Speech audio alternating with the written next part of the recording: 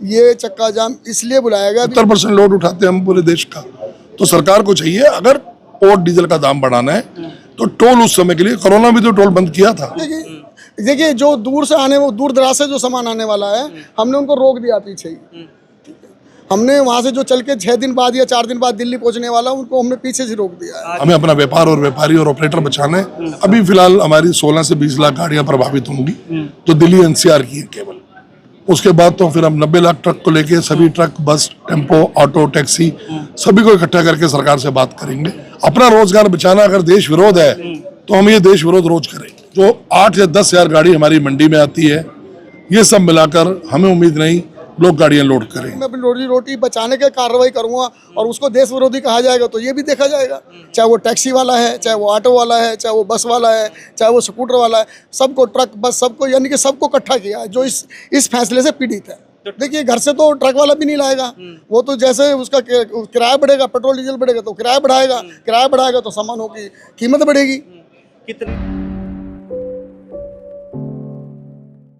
नमस्कार, आप देख रहे हैं फोरम 4, मैं हूं प्रभात। इस वक्त मैं दिल्ली के कॉन्स्टिट्यूशन क्लब में हूं। यहां पर आप देख सकते हैं अभी थोड़ी देर पहले ही एक बड़ी प्रेस कॉन्फ्रेंस हुई जिसमें all India motor transport Congress की तरफ से 3 दिन के लिए 21, 22 और 23 मई को ये सांकेतिक चक्का जाम, दिल्ली और एनसीआर में चक्का जाम की घोषणा की है, जिसमें ट्रक और तमाम गाड़ियां शामिल है। हज़ारों की गाड़ियां बता रहे हैं, लेकिन एक ऐसे समय में जब विपक्षी दल और तमाम लोग जो है ये इशारा कर रहे हैं, प्रधानमंत्री मोदी ने खुद ही भाषण में कहा कि आर्थिक जो है संकेत हैं कि आर्थिक तबाही की ओर जा रहे हैं, और आज ही राहुल गांधी ने कहा है कि आर्थिक तूफान आने वाला है। तो इस तरीके के दौरान अभी इस तरीके से, जिस तरीके से यहाँ पर चक्का जाम की घोषणा की गई है, इसको लेकर के क्या मामले हैं, क्या मुद्दे हैं, इन्हीं से बात करते हैं। कैसे देखते हैं सर, क्या चक्का जाम की क्या घोषणा? देखिए जो all India motor transport Congress के बैनर तले पूरे एनसीआर में जो चक्का जाम बुलाया है, ये चक्का जाम इसलिए बुलाया गया। अभी हाल ही में सुप्रीम कोर्ट के द्वारा जो एजेंसियां काम करती हैं, उसके तहत प्रदूषण देखने का काम, निगरानी का काम करती हैं, उन एजेंसियों ने अपनी नाकामियां छुपाने के लिए मुख्यतः मालवाहक वाहनों के मालिकों और चालकों को मुख्य निशाना बनाया हुआ है। मैं अगर कहूँ तो ये फैसला एनवायरनमेंट को लेके 2015 अक्टूबर में आया था और 7 नवंबर 2015 को ये लागू हो गया था। आज 11 साल से एक रोग का ये इलाज कर रहे हैं। आज तक इनको ये नहीं पता चल पाया कि रोग है कहाँ पे और इलाज कहाँ पे कर रहे हैं। मैं अगर अपनी भाषा में कहूँ, अगर किसी रोगी का इलाज करें और 11 साल से उसका इलाज करें तो कुछ तो फ़र्क पड़ना चाहिए उसके स्वास्थ्य में, लेकिन इनका प्रदूषण बढ़ता ही जा रहा है। जिस वक्त ये फैसला आया था उस वक्त अगर मैं अपनी भाषा में कहूँ तो 100% हमारे ट्रक थे, लेकिन वो घटते घटते आज वो 10% रह गए हैं, यानी कि 90% डीजल की गाड़ियाँ ख़त्म हो चुकी हैं। और उसके बाद भी वर्जन BS6 वर्जन आ चुका है, BS4 वर्जन आ चुका है। जब ये फैसला आया था तो BS2 और BS3 था, BS4 आ चुका है, BS6 आ गया, यानी कि उस वक्त के बाद में वर्जन 2 आ चुके हैं। 90% हमारी गाड़ियाँ ख़त्म हो चुकी हैं और इनका प्रदूषण में कोई गिरावट ही नहीं आ रही है। यानी कि मैं यहाँ कहूँ अपनी बात में तो यानी कि प्रदूषण कहीं और से हो रहा है और ये कान पकड़ रहे हैं गाड़ी वालों के। लेकिन महंगाई जिस तरीके से हो रही है, क्या इससे भी अफेक्ट हो रहे हैं लोग? बिल्कुल होगा। देखिए जो गाड़ी 10 लाख रुपए की आती थी, आज वो 25 लाख रुपए की गाड़ी आती है। जब गाड़ी मालिक जो आपका माल लाता ले जाता है, जो आम जनता तक पहुँचता है, अगर उसकी कार्टेज महंगी पड़ेगी तो वो बिल्कुल सामान की कीमत बढ़ेगी। पेट्रोल, डीजल, गैस के दाम भी आने वाले दिनों में और भी बढ़ने की गुंजाइश दिखाई दे रही है। तो वो सब आम जनता पे असर पड़ेगा उसका। देखिए घर से तो ट्रक वाला भी नहीं लाएगा, वो तो जैसे उसका किराया बढ़ेगा, पेट्रोल डीजल बढ़ेगा तो किराया बढ़ाएगा तो सामानों की कीमत बढ़ेगी। कितने आपके जो एसोसिएशन है, इसके अंदर कितने ट्रक या कितने लोगों पर आपका नियंत्रण है, किस तरीके से? पूरे दिल्ली एनसीआर में, पूरे दिल्ली एनसीआर क्षेत्र में जो इस फैसले से प्रभावित हैं, हमने सब ये बात 68 यूनियनों का यहाँ आप देख रहे हैं नाम, इसमें 68 यूनियनें हैं। इसमें पूरे दिल्ली एनसीआर के जो लोग इसमें प्रभावित हैं, हमने सबको जोड़ा है। चाहे वो टैक्सी वाला है, चाहे वो ऑटो वाला है, चाहे वो बस वाला है, चाहे वो स्कूटर वाला है, सबको, ट्रक, बस, सबको, यानी कि सबको इकट्ठा किया है जो इस फैसले से पीड़ित है। तो ट्रक मतलब उस दिन 21, 22, 23 में नहीं चलेगा, चक्का जाम? हाँ बिल्कुल चक्का जाम। हम ये चक्का जाम आंदोलन का नाम है, लेकिन हम उस दिन अपने गाड़ी ना चला के अपना विरोध जताएंगे। तो इस गाड़ी ना चलाने से क्या असर पड़ेगा? क्योंकि लोग कहेंगे कि तो ये तो बहुत बड़ा असर पड़ेगा, लोगों के दूध सप्लाई, खाद्य पदार्थों की सप्लाई भी रुकेगी। हाँ बिल्कुल रुकेगी। देखिए जो दूर से आने, वो दूर दराज से जो सामान आने वाला है, हमने उनको रोक दिया पीछे ही। हमने वहाँ से जो चल के 6 दिन बाद या 4 दिन बाद दिल्ली पहुँचने वाला उनको हमने पीछे से रोक दिया है। आगे भी क्या लगता है ये देशव्यापी आंदोलन की बात अगर सरकार इस वक्त कोई संज्ञान नहीं लेती है, हमारी 3 दिन के साकेतिक हड़ताल पे कोई संज्ञान नहीं लेती, तो आगे हम विचार करेंगे।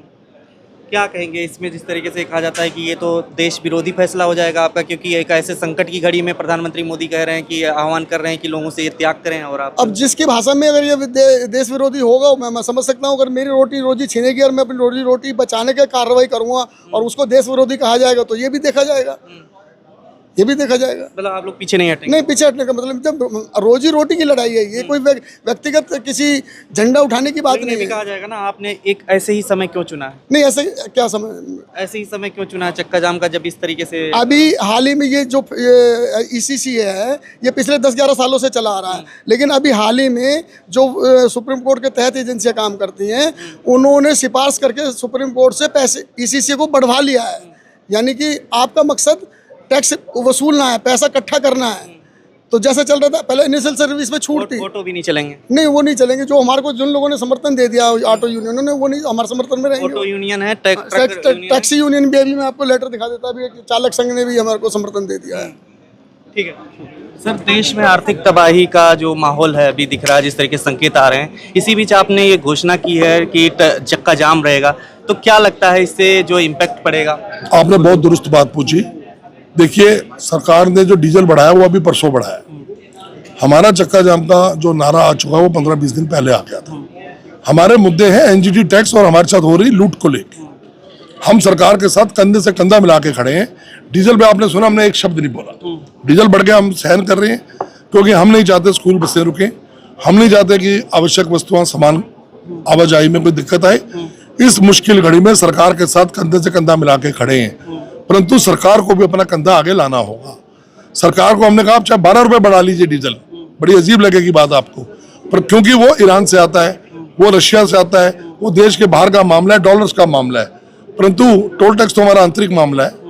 टोल टैक्स को 6 महीने के लिए स्थगित कर दीजिए ना, ताकि हमारी जो ऑपरेशनल कॉस्ट है उसको मीट कर सकें और आवाजाही में कोई डाउट ना पड़े, कोई फर्क ना आए, कोई डेंट ना पड़े, देश स्मूथली चलता रहेगा।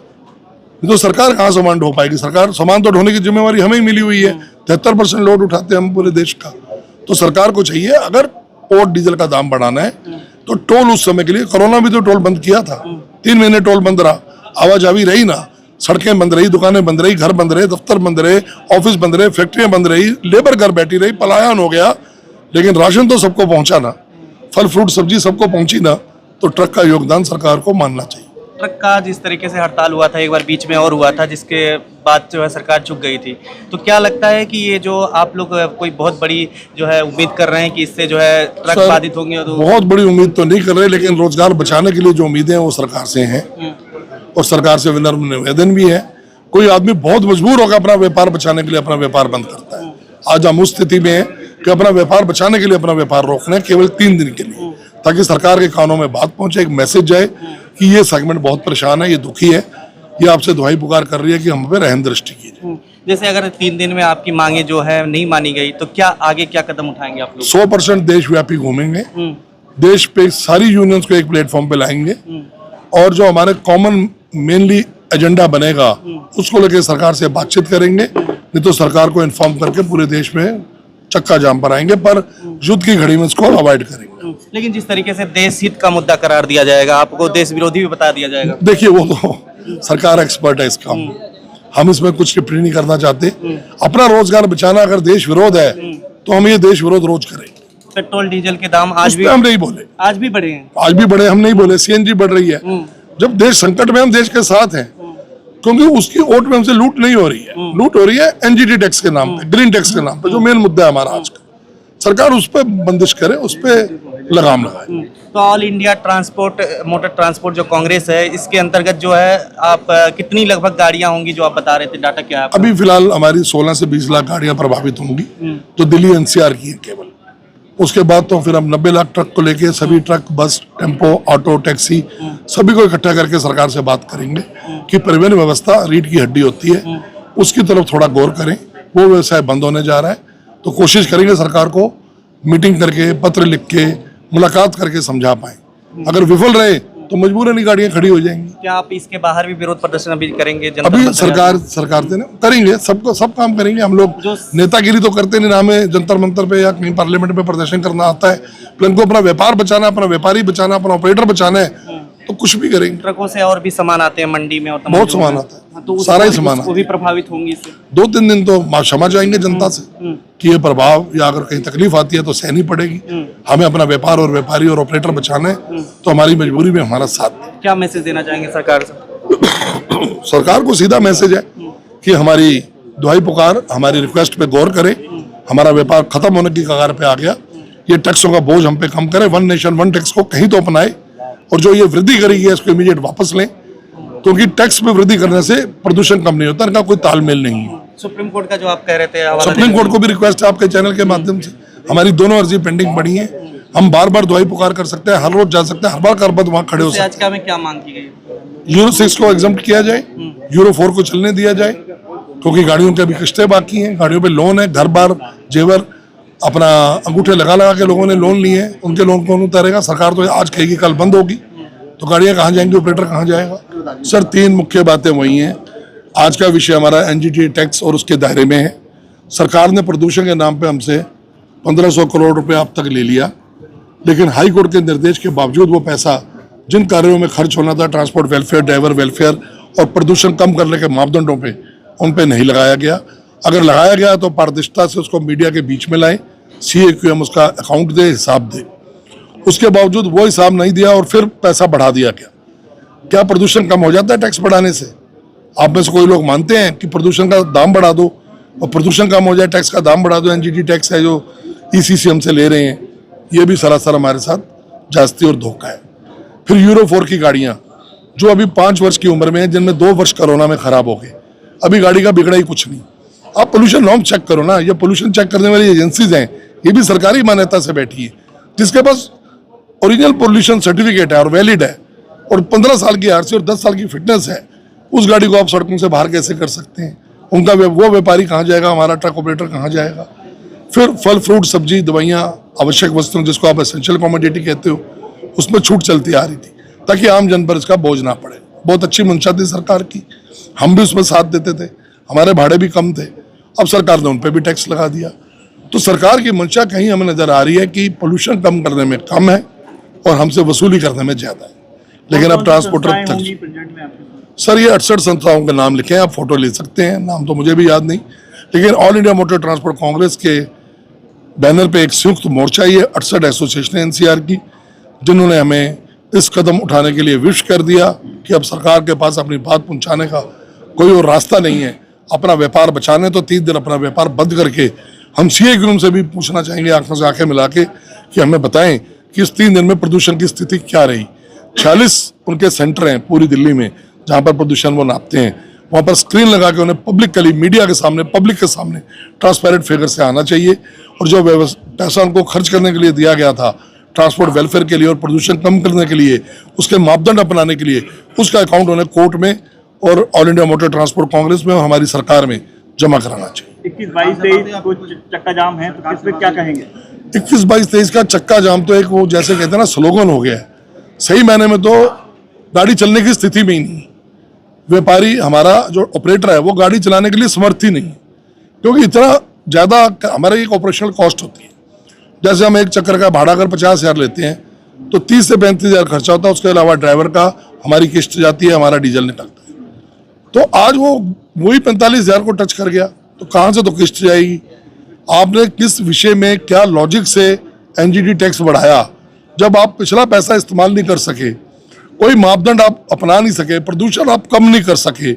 12% हमारा योगदान नहीं है टोटल पोल्यूशन बढ़ाने में, 88% आराम से ऐश कर रहे हैं, उनको आप टच नहीं करते। ये जो वोट की लॉबिंग है ना, इसको बंद करना पड़ेगा। सरकार एक ईमानदार प्रयास करे, हम सरकार के साथ हर कदम पे कंधे से कंधा मिला के खड़े हैं, हर बोझ उठाने को तैयार खड़े हैं।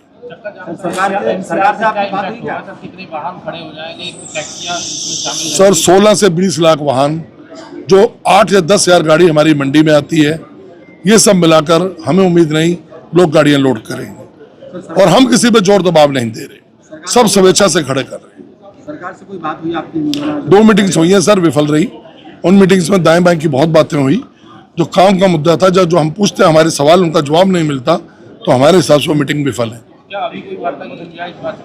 सर सरकार की मर्जी है, हम तो हमेशा दुआई पुकार करते हैं, हाथ जोड़ के खड़े हैं। सरकार रहम दृष्टि करेगी इस ट्रेड पे, इस ट्रेड को अर्थव्यवस्था में रीढ़ की हड्डी और जीडीपी ग्रोथ में पार्टनर मानती है, तो इसकी तरफ देखेगी भी जरूर। हम ऐसी मंशा के साथ चल रहे हैं। अभी नहीं, लेकिन आने वाले समय में पूरी परिवहन व्यवस्था आई। खबरों में बने रहने के लिए फोरम 4 को सब्सक्राइब करें और नोटिफिकेशन पाने के लिए बेल आइकन दबाएं।